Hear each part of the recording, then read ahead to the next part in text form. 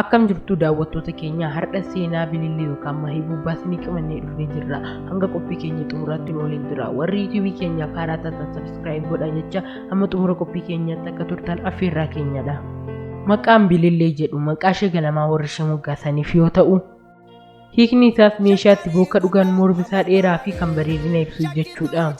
Bililleen kan isheen dhalattee dhiya Oromiyaa bakka Gumaa jedhamu yookaan yeroo ammaa godina Jimmaa aanaa Saxxammaa ganda Giilaa Honjaa bakka jedhamuttidha. Barri dhalootaa ishees bara 1820 keessa yoo ta'u, yeroo umriin ishee 10 ta'u wal waraansa bara sana keessa tureen abbaa ishee fi obbolaan ishee jaajalaan ajjeefamuun ishee fi obboleettiin ishee garbummaan fudhatamanii. Namoonni ishee garboomfatan kunis kaaba Itoophiyaa Gondariin dabarsanii gara Sudaanitti achiis dabarsanii biyya Misir magaalaa Kaayiroo jedhamtutti gurguranii. Yeroo kanas namoonni ishee bitan maqaa Ajimee jedhamu isheetti moggaasanii. Akka carraa ta'e bara 1837tti ilmi mootii biyya Jarman yeroo daldala garbaa biyya Misir keessatti gaggeeffamu daawwachuuf dhufetti utuu gabaa garbaa keessa neebee daawwatu gurgurtaaf kan gabaa baate bililleedhaan yeroo argu akka malee baay'ee ishee jaallate. Kanarraan kan keessa qarshii amma gaafatamee kaffaluudhaan bililleedhaan bite. Ilmi mootii kunis maqaa Mahibubbaa jedhamu isheetti moggaase. Hiikni isaas afaan Arabiffaa yoo ta'u jaalallee jechuudha. Ilmi mootii kunis yeroo daawwannaaf biyya adda addaa deemu ishee qabatee deema ture.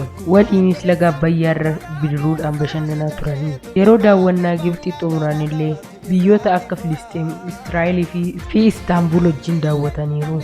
Waan umriidhaan baay'ee wal caalaniif namoonni akka abbaa fi intalaatti ilaalu turanii.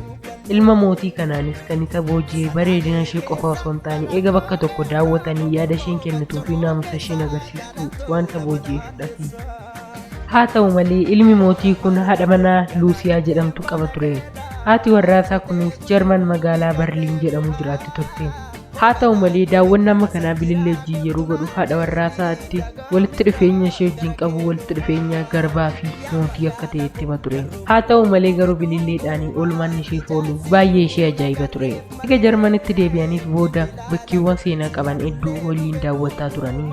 Egaa daawwannaa isaanii xumuranii booda yoo barnoota argatte akka isheen hubannaa kana caalaa argattu waan yaadeef mana barumsaa bultee addaa ishee taasise.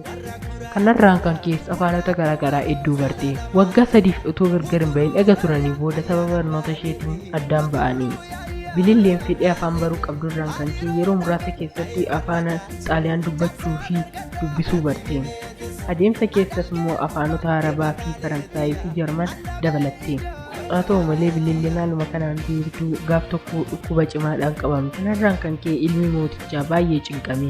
Namoonnis akka inni isheef ta'u ilaalanii garba tokkoof akkas ta'a jedhanii irratti odeessuutti ka'anii. Haa ta'u malee ilmi mootii kun akka isheen fayyituuf manneen yaalaa iddoo irra deemee ishee yaalchisaa ture.